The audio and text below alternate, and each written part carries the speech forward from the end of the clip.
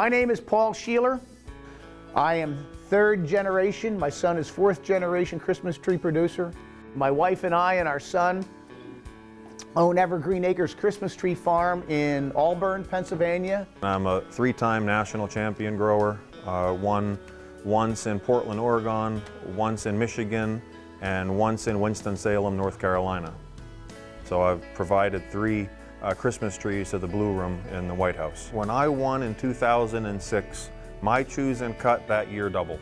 I worked for Penn State Cooperative Extension for 28 years, and my specialty area of education that I taught other growers was Christmas tree production.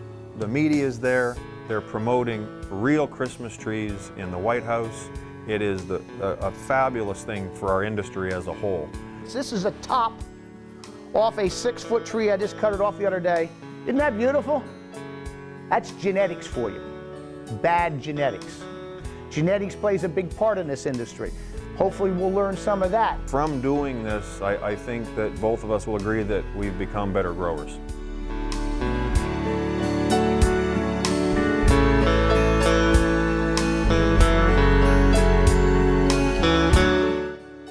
I think probably what we start off with, Chris and I we are friendly competitors against one another. We compete every year at the Pennsylvania Farm Show. And over the past, well, what have you won at Farm Show? And then give me your national background too. At the Pennsylvania Farm Show, between the reserve and the grand champion, I believe I have about 6 wins. And I'm a three-time national champion grower. Won once in Portland, Oregon, once in Michigan, and once in Winston-Salem, North Carolina. So I've provided 3 Christmas trees to the Blue Room in the White House. And Paul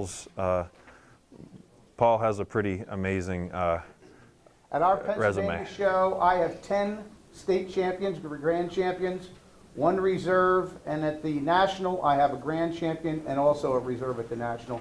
And we put the tree in the White House in 2000, and we also put the reserve champion tree in Dick Cheney's house in Washington in 2008.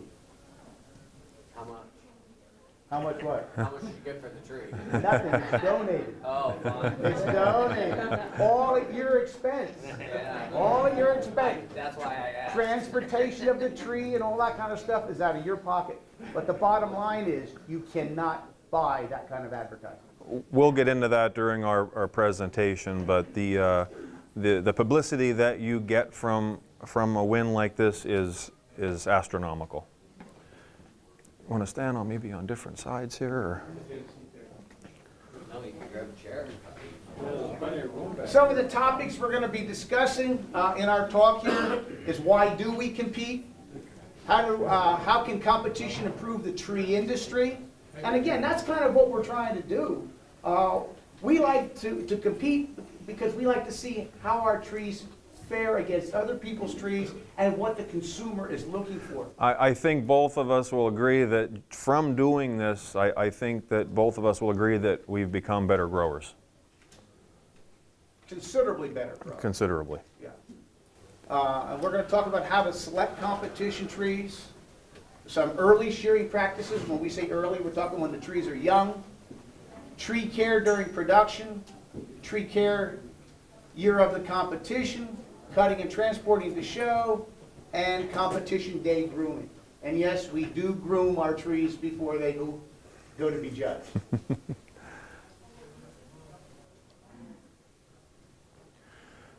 The slide will show a Douglas fir Christmas tree. I believe that. I don't think that was, or that actually is one of my trees. I didn't win the year of this tree was there, but my tree ended up in the Blue Room because the grower that won didn't have a tree quite big enough. The tree that goes in the Blue Room, when they select it in the field, is near 20 feet. It's a big tree. They need exactly 18 foot 6 inches bottom to top to put in the Blue Room because they removed the chandelier and the tree stood up and the power comes from the top down and they want the ceiling to the floor covered. They bring the tree in on a horse-drawn wagon. When you present the tree, you present the tree to the First Lady, and the media frenzy is mind-boggling. It's amazing. Yeah. This one here, Yeah. that was a Douglas fir here. I put 2 Douglas fir in and 1 concolor fir in. And I put a Douglas in the White House, and in Dick Cheney's house, we put in a Fraser.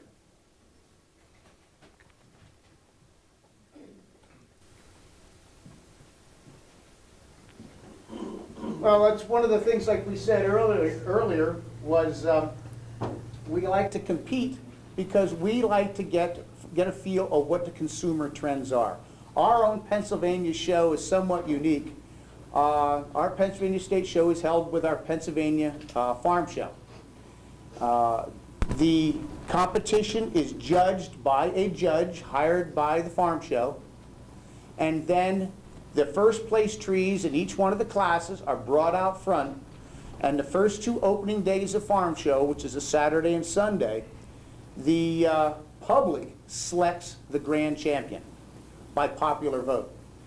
And we see, at least I think we're starting to see some consumer trends. Give you an example.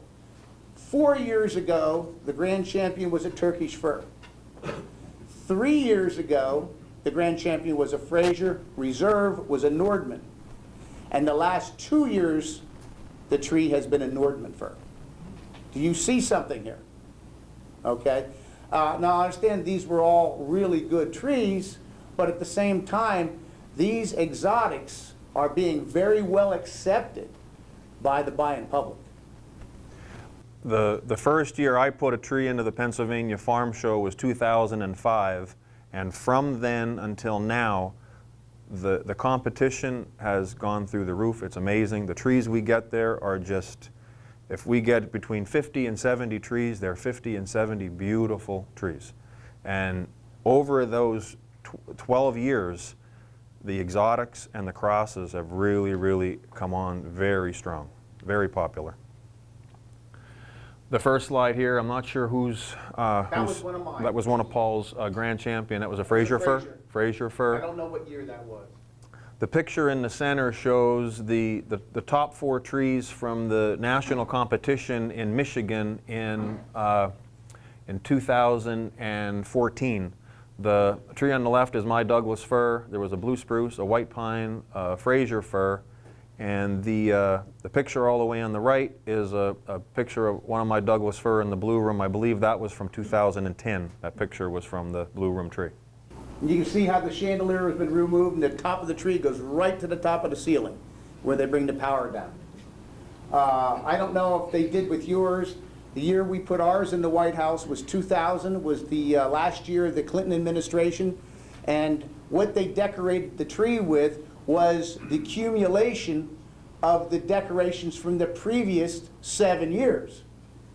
So, in my opinion, I called it a garbage tree because it was just packed full of ornaments. And to be able to do that, before they put any ornaments on, they started wiring up the branches. They start at the top of the tree and wire branches to the branches above them, so they can support the weight of all the ornaments they hang on. Did they do that with your Douglas? They did. They did.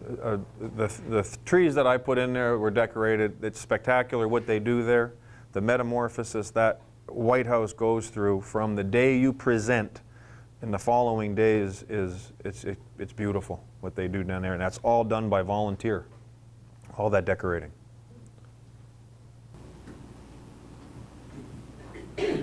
How competition can improve the industry?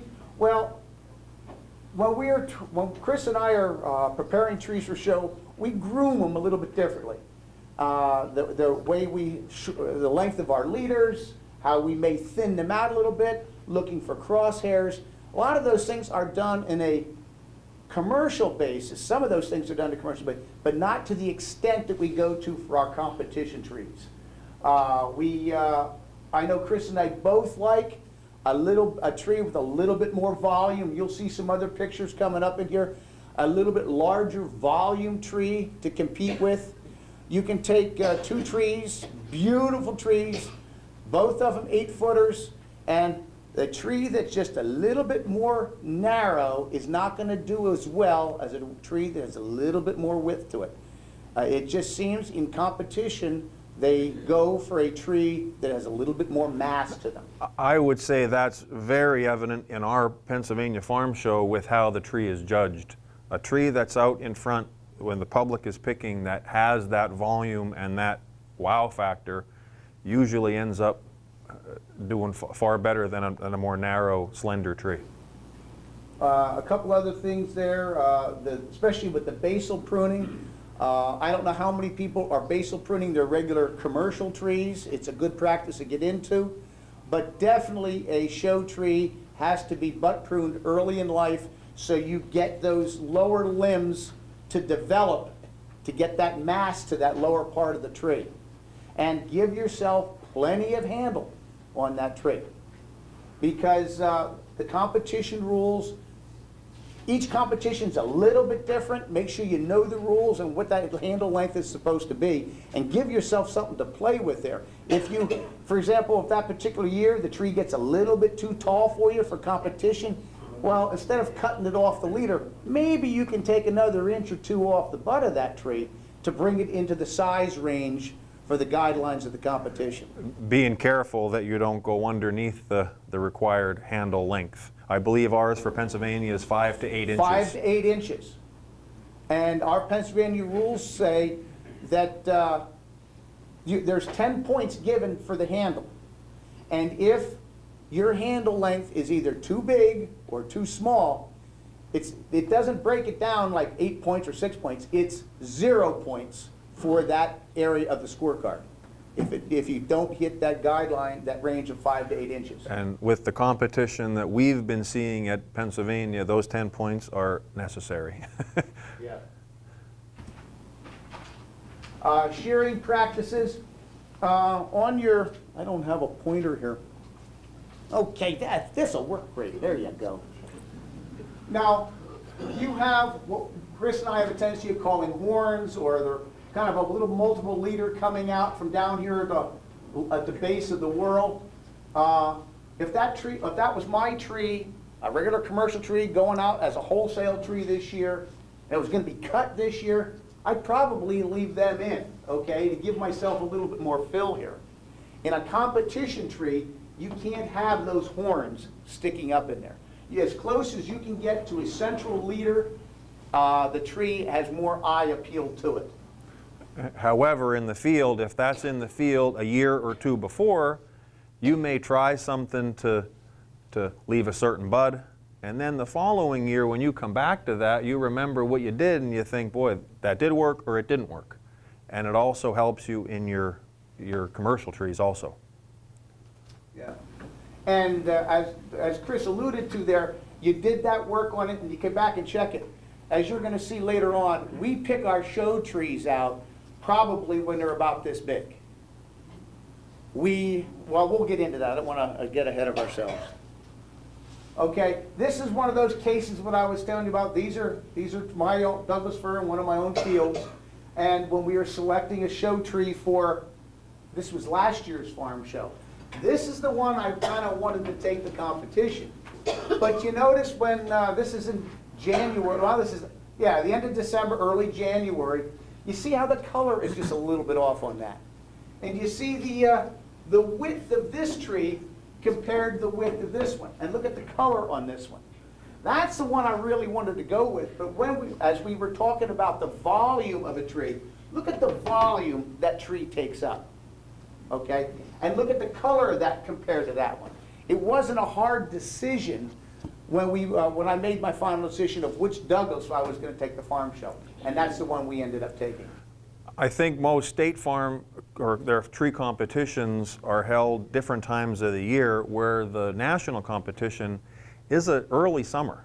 And I believe this year it's in the middle of August, which is fairly late. August 16th, the national show is. But you run into different situations with taking a tree in the summer and taking a tree in the winter. A lot of times, sometimes that growth is still pretty tender for us during the national competitions. They haven't even hardened off yet. Which is a whole other ball game, transporting a tree to a national show. Chris and I, at least at the time we went to North Carolina, we were about an hour apart. We stayed on contact on the phone all the way down to North Carolina. And then my wife and I, we've taken a tree to the national show in Des Moines, Iowa. We took one in Illinois, and we took one to Rochester, New York. And every one of those cases, we travel at night. We travel all night to get to where we're going because we want to travel under the cool of night.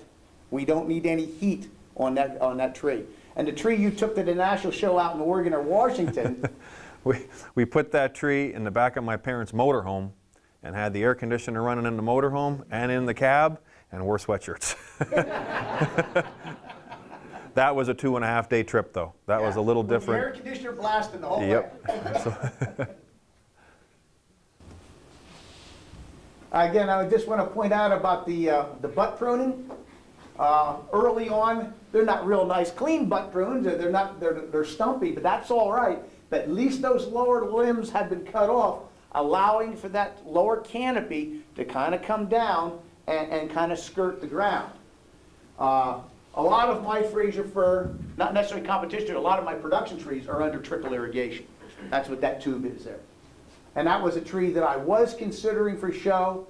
It was too big, so I butt pruned it up even higher, and it just never made the grade for me. It didn't have that mass that I was looking for. That tree, as you see it right now, sitting there right now, is 10 foot in that picture, and it's still in the field. I haven't cut that tree. Oh, did I go back? Oh, species planting. With what we have been finding with our own Pennsylvania show and what the public is picking some of these exotics, is stimulated me to be planting more exotics. Those are Nordmans there, and this is Turkish. Now you notice there's a white flag on that one. As I find beautiful trees when we're out mowing or we're out shearing, you come across a beautiful tree, flag it if you want to get into competition. That is one of the Turkish I am considering for this year's national show. Yeah? What's the growth rate on them compared to, say, a Douglas fir? Compared to a Douglas fir, I would say slightly slower I than would a say Douglas 2 fir. years behind a Douglas. But understand, we're pushing them. We really, really feed them heavy to try to move them along. Again, you see, here's some limbs here. This thing's been butt pruned because I'm considering for show. I want to give plenty of time for those lower limbs that come down there to give me a nice base on the tree. There are certain species that you could get away with, most true firs that will Yeah. grow in a whorl, especially when those trees are young and maybe you tend to leave that top whorl when you're shearing. They grow in a whorl. And you could get away with making a 9-foot tree into a beautiful 8-foot tree because when you take those bottoms off, you don't really lose a lot. A Douglas fir, you're probably in there when that tree's 4 or 5 feet, making your handle on it already so that it forms nice. Anybody that raises Douglas, you have branches right to the ground, you cut the tree, you cut 2 bottom branches off, and there goes half of your tree. It looks chopped up. Yep. I know both Chris and I have won our farm show with Frasers that have been topped up. Yes. I know you and I, one Yes. year or another, we both had 10-footers. But when you do that, you got to make sure you have a whorl inside there that you can cut to and to allow yourself a decent handle. Which you rarely find in a Douglas. I don't think I've ever No. taken a Douglas over 8 foot from the field that I could shorten. They just don't, it doesn't happen. Yeah.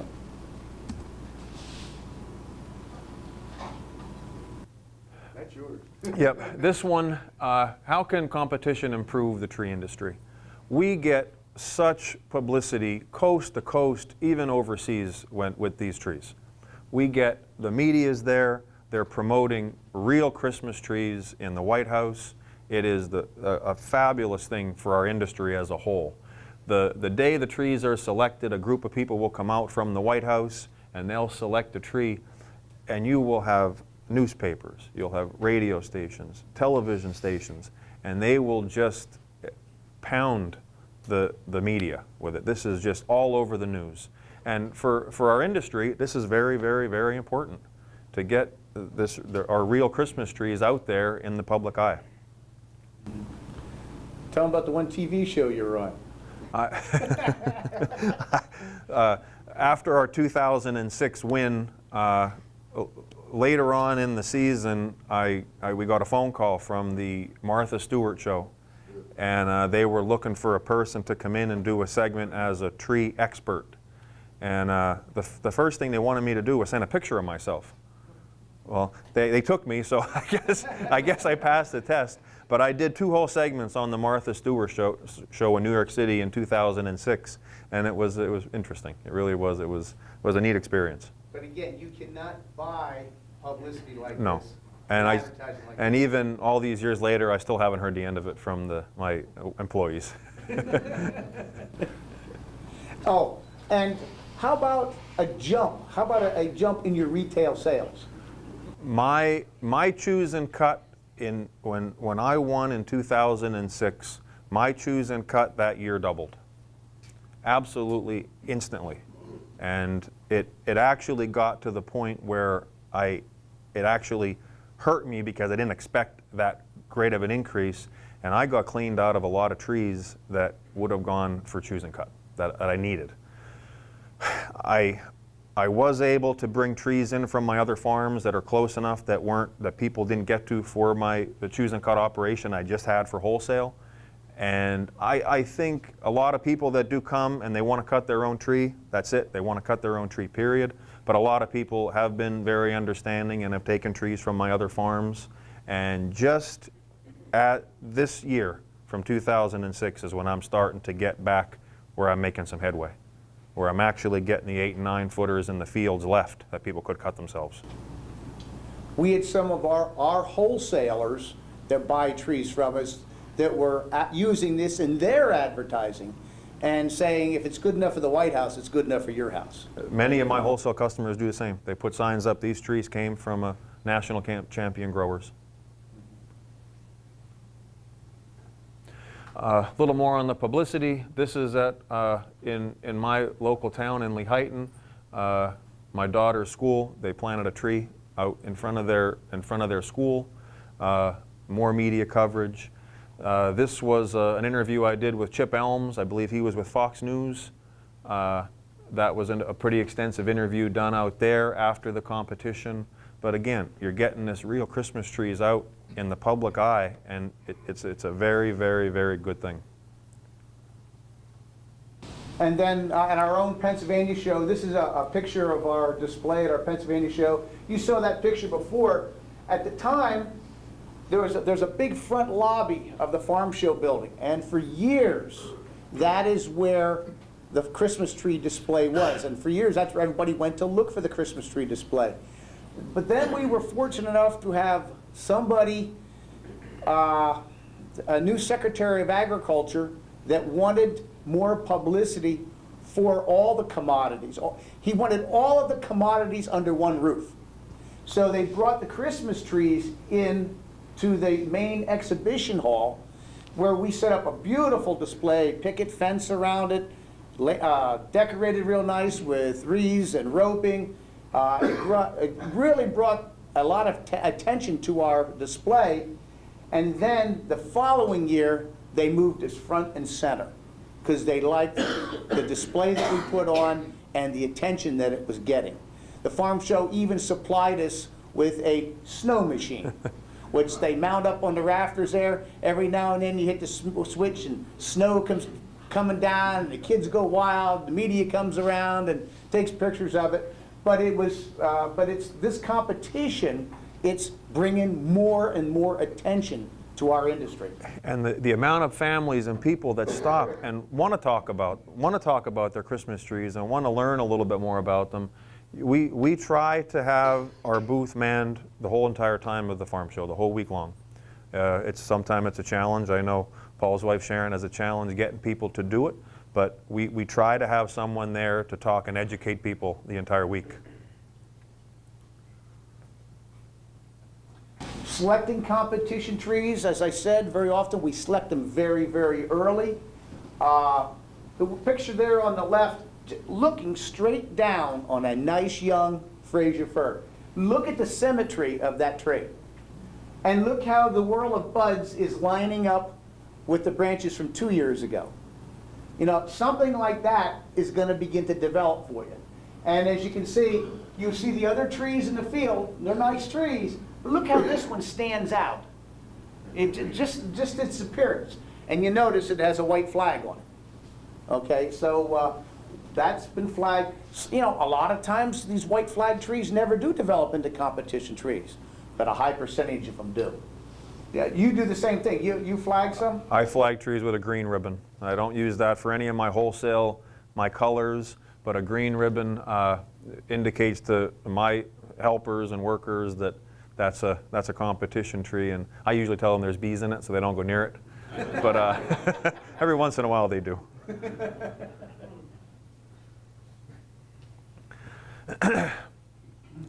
These are two separate farms. This was a blue spruce that I did very well with at the Pennsylvania Farm Show one year. It was on a wholesale farm I have leased, so there was no problem with it, keeping it out of the public from getting cut down accidentally. The Douglas fir on the right is 100 yards away from the center of my choose and cut operation. Right here's the roof, the corner of the roof of his building, right And there. a way to protect it, I put a sign on it, wish me luck, I'm on my way to the Pennsylvania Farm Show. I put some stakes around it, we wrapped a string around it. We've heard of other growers that we compete against have a nightmare of a time trying to save competition trees, especially if you have a choose and cut farm. They have a bad habit of just disappearing. Poison ivy infested.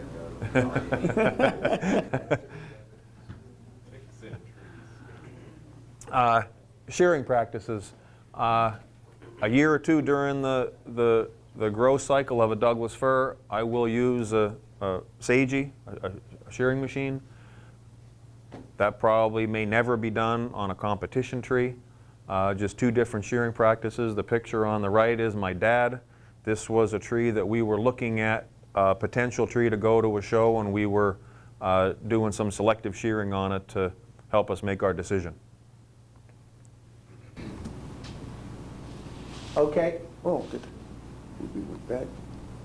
Okay, here is a Nordman fir. Anybody raising Nordman fir knows the problem is getting that upper crown density in them. They have a tendency of being a little bit weak up top.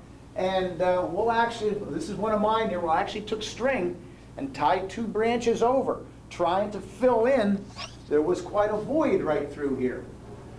And trying to tie those two branches over. Now, this tree wasn't going to be ready for that year's show, but I was trying to fill that hole in for another year. And so we actually tied branches over. And then going around the trees, here we had a kind of a horn kind of growing back on the tree. This is just another picture here with that horn having been removed. Very carefully. The hardest ones to groom, in my opinion, for a show is a Canaan, because they have a lot of back growing horns on them, and it takes a lot of time to get in there and clean them up.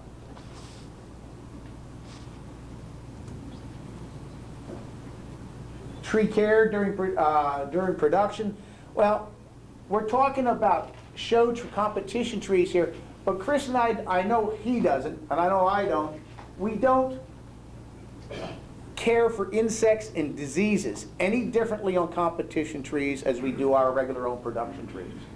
And we try to keep our trees as clean as possible. You notice over there on the left there you have some balsam twig aphid, and this is I'm not sure if it's elongated hemlock scale or cryptomeria scale, but we try to keep all our trees as clean as possible.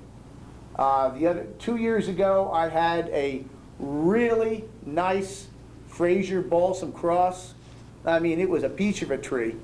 And when I went to do some shearing on it, one branch about that high off the ground had balsam twig aphid that had some curly needles. That was it.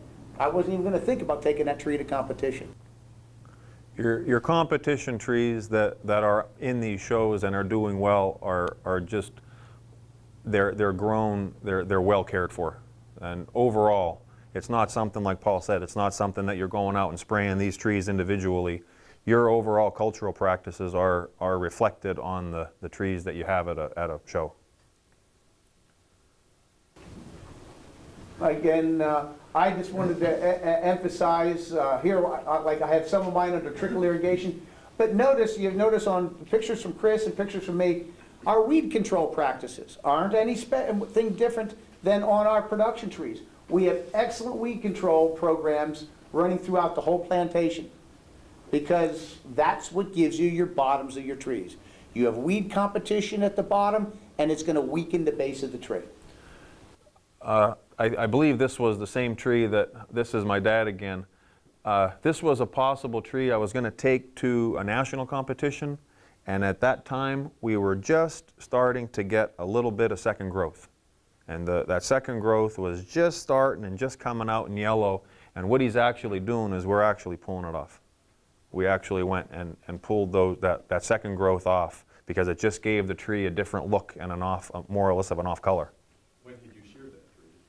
The tree was probably sheared, that competition I believe was at the end of July, and I usually start to shear my trees around the 4th of July, my Douglas.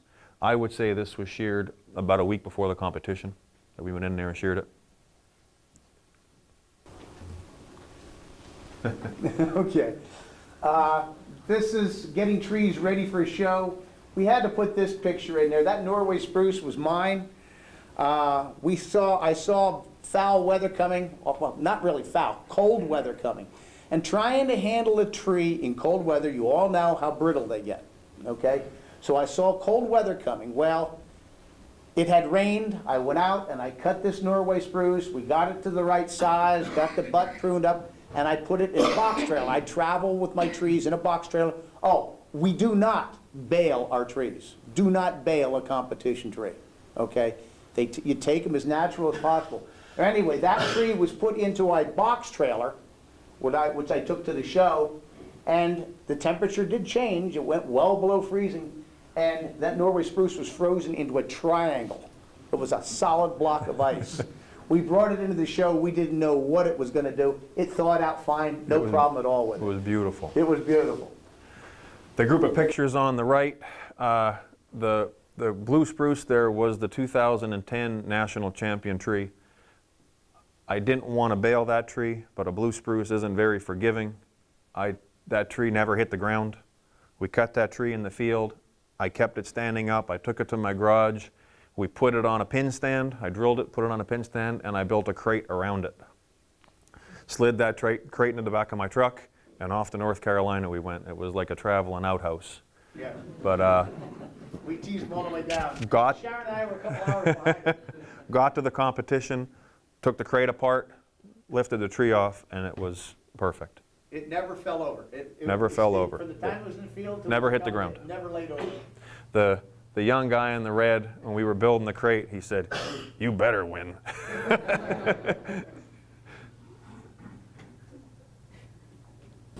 Okay, grooming a tree the day of competition. Everybody knows that inside trees you can get bird nests, you can have leaves, you can have little twigs or something from your shearing practices. All that should be removed. Now, I really caution people about putting them on a shaker. How many people have snapped the top out of a tree already on a shaker? All right, most of us have. So I really want to caution you about shakers.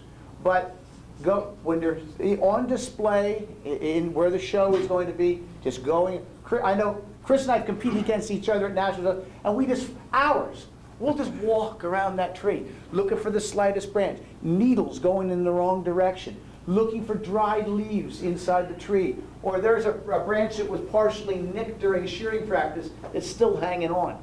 Looking for those kind of flaws that will detract from the appearance of the tree. And it may come down to two trees, or a judge is having a hard time making a decision. And it may come down to that. Attention to detail, it goes a long way. I remember one year Eric Sunback judged our Pennsylvania show, and when the judging was all done, he made the comment. He says, that tree would have placed a lot higher, but I found dead leaves in it. Yeah. And he knocked it back because of that, because it wasn't groomed.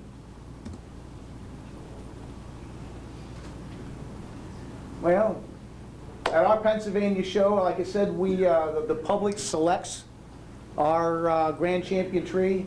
The first place trees are judged by a judge, they're brought out, and then the public, the first 2 days of farm show, votes. We have ballots on the table, we get people to vote. It is the only commodity at our Pennsylvania State Farm Show that the grand champion is selected by the public.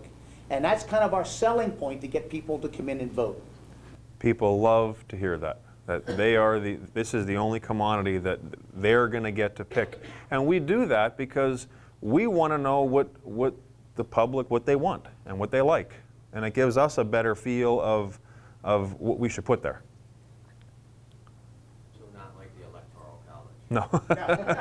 No, this is popular vote. Every once in a while, you might have 20, 10, 100 trees tagged on your farm that are potential farm show trees or national show trees, and every once in a while you get one that you can't stop looking at. And this was my national champion from 2014, and when you're making your decision, that tree that you can't stop going back to and looking at it and seeing it has it. And this was a Douglas. I think on this tree, I made 6 cuts to take it to the show for shearing, and it won the 2014 the national show. And I know when Chris and I were getting ready for this program, I pointed something out on this tree, and you can't beat this if you can get it. If you can get it the year of the show, if you can get a natural whorl up here at the top of your tree, you just can't beat that. You know, when you're shearing a Douglas fir, most of the time you cut your leader and then next year the next branch comes off. But when you can get a natural whorl at the top of the tree, and that's more luck than management. That's more luck than management. That leader did not have to be cut last year, giving him a natural whorl this year. It's just so much more eye appealing.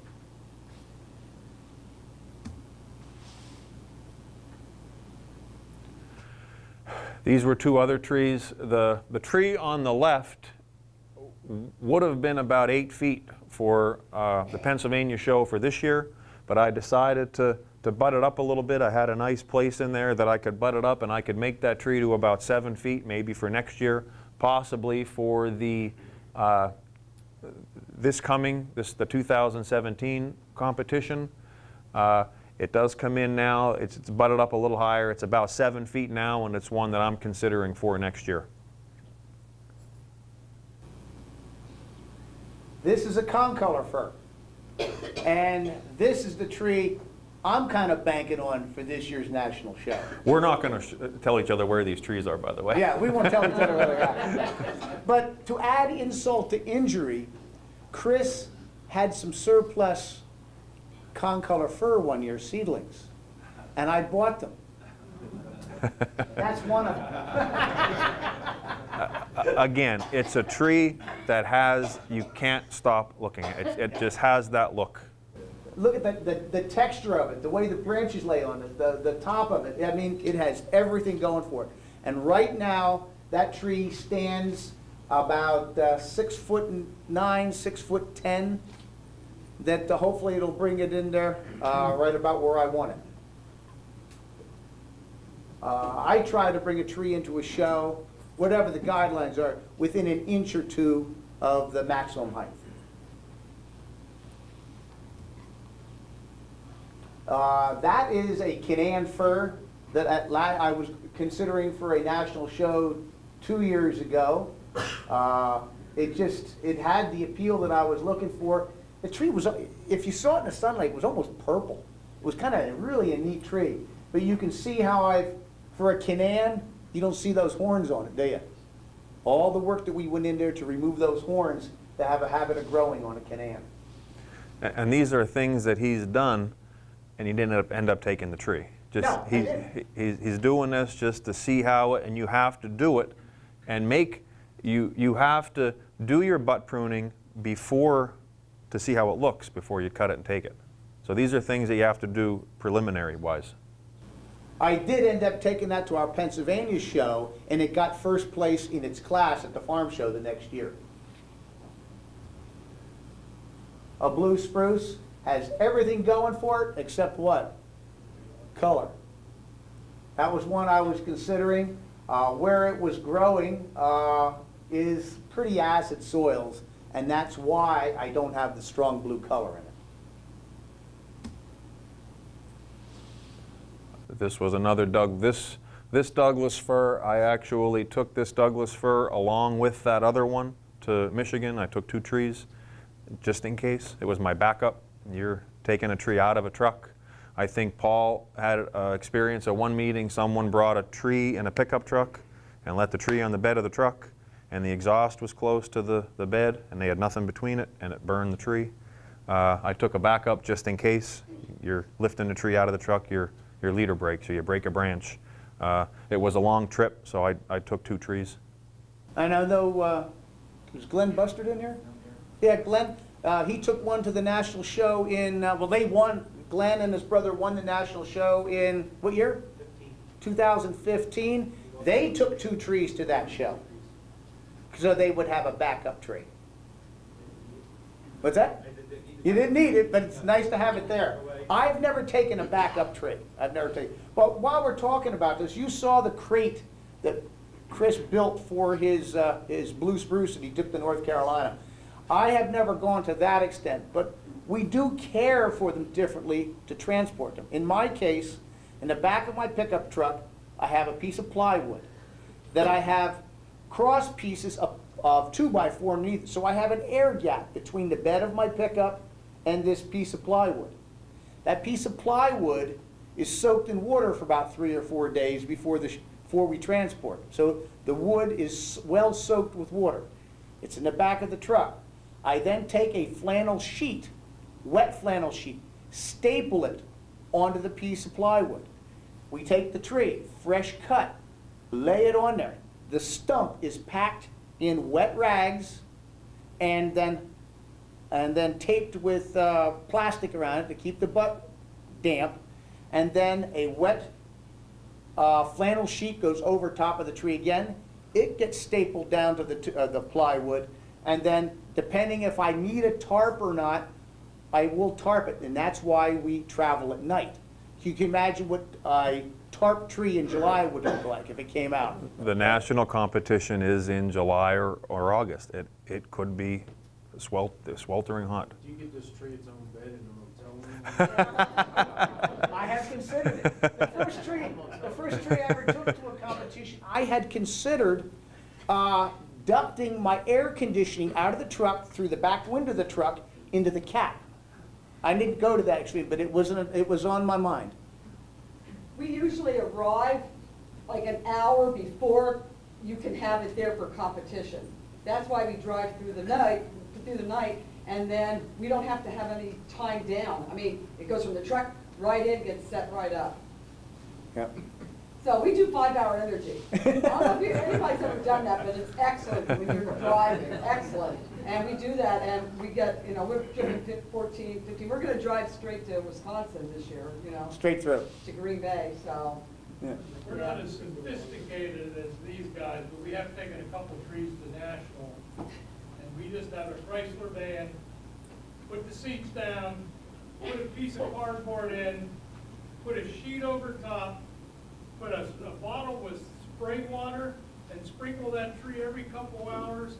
Take it in the motel room the night before. See, his tree does have a room. And took it, and our tree was fine. Not that I'm against anything they. Yeah, but you're traveling, you have it in there, so. Yeah. We had a van. It worked Yeah, we fine, don't have but I'm anything just that has saying, air like that. We don't have, Not a big it thing. depends. But we did sneak it in the hotel. Yeah. Oh, I just want to point out, you want to point out the little green growth on that?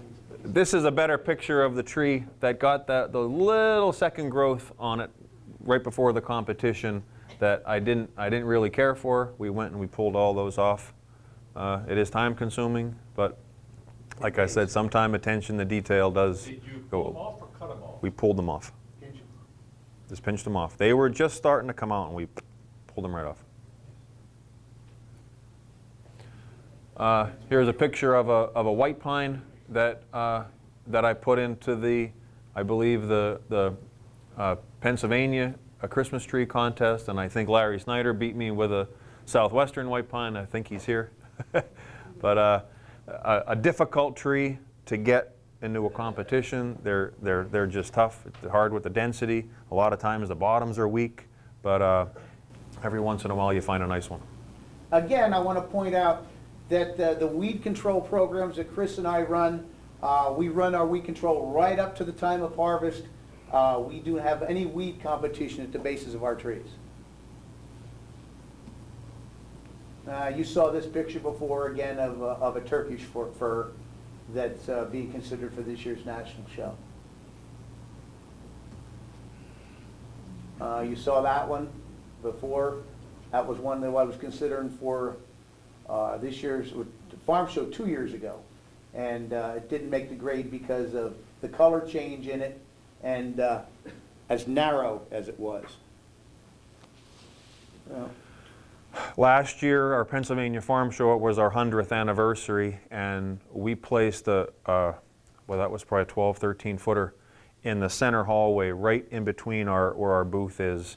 And the farm show made us ribbons to commemorate all of the trees that went to the Blue Room from Pennsylvania. And this is a sign that Glenn Bustard had, and then we just modified it a little. I guess you modified, didn't you, Glenn? To put the years that Pennsylvania had produced the White House Christmas tree. Magnetic signs we had inside our trucks. Yeah. Yep. Okay, that's all we have. I didn't know if we wanted to touch a little bit about fertilizers. Everybody thinks there's some big secrets to what we do here with our fertility. There's really not a lot of big secrets. We can do a little tweaks, but most of our fertility is what we do on our regular production program. We keep our trees healthy. That's why we have good trees to select from, by using good fertilizers. But one of the things I have done the year or the fall before a competition, I might give a couple of my trees a little extra shot of ammonium sulfate. It's 2100 with 24% sulfur, and that tendency is to turn them a little bit darker, brings out that deeper, darker green color. A little bit overdoing it on a Fraser can practically turn them black. I mean, it gets them that dark. It's a neat little trick to make them really shine. On a Douglas fir, you really have to be careful with, if you think you're going to do it a justice by fertilizing it, you could make it a mess. You could over fertilize it, that they will start to twist and you won't get a nice even growth on them. But I've done the same thing. But for the most part, I think both Paul and I are just our normal cultural practices, our herbicides, our fertilization program. That's our starting point. That's what we have. Can we answer any questions? When do you tend to apply the fertilizer, both regular than the ammonium sulfate? My fertilizer program, I'm fertilizing mostly in the spring, and I also do a foliar fertilizer that's applied a little later than that. Have done some fall fertilizing in Douglas, just because I didn't want to get that push in the spring. But most of mine is done across the board in the spring. Field prep up to recommendation, and then field prep in spring after that. And I'm the same way. But if I'm getting a tree ready for the farm show, our Pennsylvania Farm Show, which is in January, and I want to darken something up, because you start getting cold weather. You notice that one Douglas fir got weak. The color got weak on me. Now, if I would have given that a shot of ammonium sulfate, and maybe late August or September, it is late enough in the season and I'm not going to stimulate second growth. And that's a problem. If I'm trying to get a tree ready for the national show in July, and I give it a shot of fertilizer about a month ahead of time, I can be stimulating a lot of second growth and it just ruin the tree. So you got to be careful with that. But there's nothing wrong with giving them a shot in August or September, to try to bring a little bit stronger color out for January. What do you mean by a shot? Portable? Huh? Couple hands full around the base of the tree, about 5 or 6 handsfuls around the base of the tree. You're not spraying the needles? No, no. I have used some Coron on my production trees, but nothing special on the show trees. Why not just plain urea? It seems to be the sulfur in the ammonium sulfate that brings out the dark color. Nitrogen urea is going to give you color and growth, but that sulfur seems to darken them. Makes iron available. Yes. You can do the same thing with chelated iron. How would you compare ammonium sulfate to calcium nitrate for that purpose? Calcium. Well, it's the sulfur I'm trying to get. It's the sulfur. It's the nitrogen source and the sulfur is what's and like you said, the nitrogen brings out the iron, and it gives me that color. Any nitrogen source is going to color them up.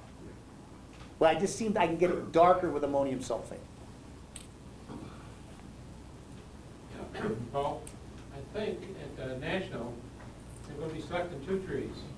One for this year and one for next year. That's right. We got every other year now. So they'll be selected 4, really. Yeah. 2 grands and 2 reserves. So you got a little more of a shot. But you're gonna have twice the number of competitors in there, because there's gonna be 2 years competing there, not just one. Well, we'll be taking 4 from Pennsylvania. 4 growers will be going from Pennsylvania. I don't know if that makes a difference, but ammonium sulfate's salt, and urea is not a salt. Again, it's the sulfur. So it's a salt, though, too. All fertilizers are salts. No, urea is not. Oh, Urea is okay. urea. All right. It's inorganic. He's a chemist, be careful.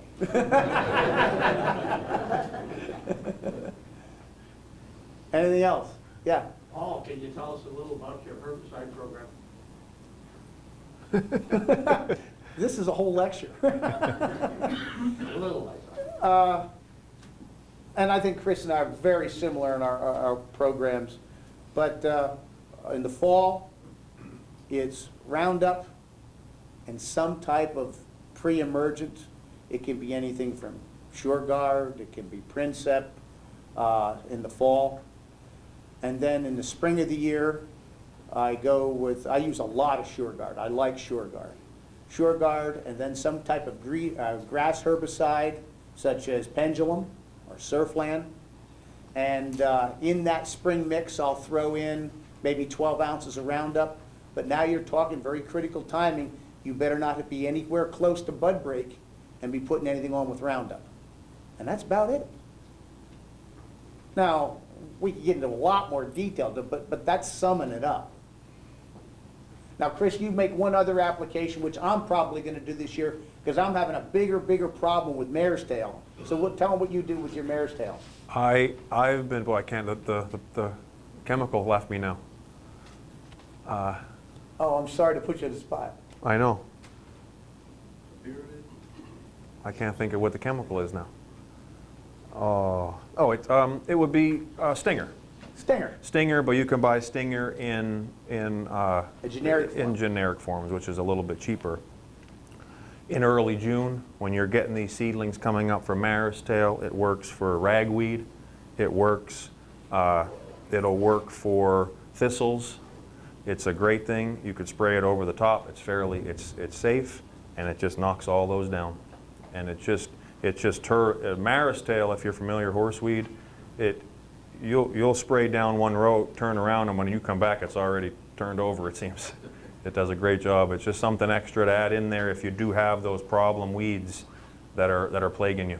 And mare's tail is one of those ones that's really plaguing me, and I know it's plaguing a lot of other growers. And I also, in that mix, will throw in a grass herbicide, a Fusilade, something just to pick up any grasses that will be coming up.